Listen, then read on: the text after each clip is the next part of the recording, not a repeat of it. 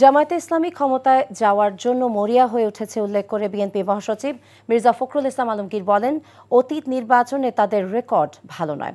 চাঁপাইনবাবগঞ্জে পদ্মা বাঁচাও শীর্ষক গণসমাবেশে তিনি বলেন, পদ্মার পানির ন্যায্য হিস্যা কোনো দয়া নয়, এটি বাংলাদেশের অধিকার। বলেন, আগামী নির্বাচনে দেশে শক্তিশালী সরকার না এলে পদ্মার পানি নিয়ে আমরা আরও ক্ষতিগ্রস্ত হব।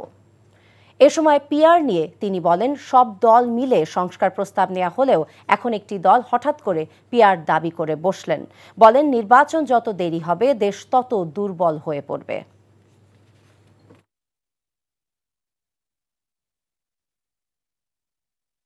সীমান্তে মানুষ হত্যা করবে এবং আপনারা আমাদের যখন তখন চাল বন্ধ করে দিবে, পেঁয়াজ বন্ধ করে দিবে।